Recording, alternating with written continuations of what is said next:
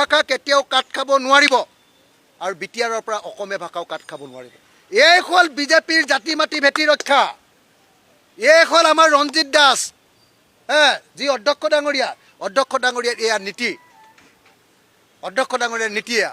সেইকাৰণে ইয়াৰ আমি তীব্ৰ বিৰোধিতা কৰিছোঁ যে অসম বিধানসভাত বড়ো ভাষাটো আঁতৰাবলৈ চেষ্টা কৰা হৈছে। মইতো ভাবোঁ যে বড়ো ভাষা আঁতৰোৱা নহয়, বড়ো ভাষাৰ লগত আমাৰ যিকেইটা ট্ৰাইবেল ভাষা আছে, যেনেকৈ কাৰ্বি, যেনেকৈ ডিমাচা, এই ভাষাবিলাকক ইয়াত ভৰ্তিহে কৰিব লাগে। এইকেইটাতো অন্ততঃ 6th শিডিউলৰ ভাষা, এইকেইটাতো ভৰ্তি কৰিব লাগে। তাত আমাৰ এটা খিলঞ্জীয়া ভাষা, জনজাতিৰ ভাষা উঠাই ল'বলৈ লোৱা সিদ্ধান্তটো আমাৰ বিজেপি চৰকাৰখন, আৰু বিজেপি চৰকাৰ মানে অল পাৰ্টিত সিদ্ধান্তটো লৈছে দেই, মনত ৰাখিব আকৌ, বিজেপিয়ে লৈছে। মই নাই, মোক মতাই নাই মিটিঙলৈ। মই থাকিলে এইবিলাক প্ৰস্তাৱ ল'ব পাৰে নেকি? সেইকাৰণে মোক মিটিঙলৈকে নামাতে অল পাৰ্টি। দপাই দিম। আজি দেখিছে নাই, একদম পীযুষক কন্দুৱাই দিছোঁ। দেখিছেনে নাই আপোনালোকে? পীযুষক কন্দুৱাই দিছোঁ নে নাই? তো আৰু অসমীয়া ভাষা ঠিক যেনেকৈ ইয়াতে বিধানসভাত এই কামটো কৰাটো ভুল হৈছে, তেনেকৈ বিটিআৰত যদি অসমীয়া ভাষা মচি দিছে সেইটোও ভুল হৈছে। মই অসমৰ বিধানসভাৰ অধ্যক্ষ, অসম চৰকাৰ, বিশেষকৈ পীযুষ হাজৰিকা আৰু হিমন্ত বিশ্ব শৰ্মা, তেওঁলোকে এই কথাটো আনিছে। তেওঁলোকক মই দাবী জনাওঁ যে অনতি বিলম্বে অসম বিধানসভাত যাতে বড়ো ভাষা কেতিয়াও মচ নাখায় তাৰ ব্যৱস্থা কৰক, আৰু বিটিআৰতো যাতে অসমীয়া ভাষা মুচ নাখায়, তাৰ ওপৰত যাতে কলা ৰং নালাগে, তাৰ কাৰণে হিমন্ত বিশ্ব শৰ্মা আৰু পীযুষ হাজৰিকা আৰু আমাৰ অধ্যক্ষ ৰঞ্জিত দাস ডাঙৰীয়াই ব্যৱস্থা গ্ৰহণ কৰক।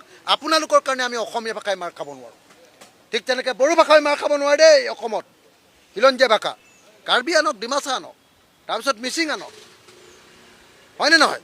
এইবিলাক আনকহে, ৰাভা আনক, আনিছে হিন্দী। বড়ো ভাষা কেতিয়াও কাট খাব নোৱাৰিব আৰু বিটিআৰৰ পৰা অসমীয়া ভাষাও কাট খাব নোৱাৰিব। এই হ'ল বিজেপিৰ জাতি মাটি ভেটি ৰক্ষা। এই হ'ল আমাৰ ৰঞ্জিত দাস, যি অধ্যক্ষ ডাঙৰীয়াৰ এয়া নীতি, অধ্যক্ষ ডাঙৰীয়াৰ নীতি এয়া। সেইকাৰণে ইয়াৰ আমি তীব্ৰ বিৰোধিতা কৰিছোঁ যে অসম বিধানসভাত বড়ো ভাষাটো আঁতৰাবলৈ চেষ্টা কৰা হৈছে। মইতো ভাবোঁ যে বড়ো ভাষা আঁতৰোৱা নহয়, বড়ো ভাষাৰ লগত আমাৰ যিকেইটা ট্ৰাইবেল ভাষা আছে, যেনেকৈ কাৰ্বি, যেনেকৈ ডিমাচা, এই ভাষাবিলাকক ইয়াত ভৰ্তিহে কৰিব লাগে। এইকেইটাতো অন্ততঃ 6th শিডিউলৰ ভাষা, এইকেইটাতো ভৰ্তি কৰিব লাগে। তাত আমাৰ এটা খিলঞ্জীয়া ভাষা, জনজাতিৰ ভাষা উঠাই ল'বলৈ লোৱা সিদ্ধান্তটো আমাৰ বিজেপি চৰকাৰখন, আৰু বিজেপি চৰকাৰ মানে অল পাৰ্টিত সিদ্ধান্তটো লৈছে দেই, মনত ৰাখিব আকৌ, বিজেপিয়ে লৈছে। মই নাই, মোক মতাই নাই মিটিঙলৈ। মই থাকিলে এইবিলাক প্ৰস্তাৱ ল'ব পাৰে নেকি? সেইকাৰণে মোক মিটিঙলৈকে নামাতে অল পাৰ্টি। দপাই দিম। আজি দেখিছে নাই, একদম পীযুষক কন্দুৱাই দিছোঁ। দেখিছেনে নাই আপোনালোকে? পীযুষক কন্দুৱাই দিছোঁ নে নাই? তো আৰু অসমীয়া ভাষা ঠিক যেনেকৈ ইয়াতে বিধানসভাত এই কামটো কৰাটো ভুল হৈছে, তেনেকৈ বিটিআৰত যদি অসমীয়া ভাষা মচি দিছে সেইটোও ভুল হৈছে।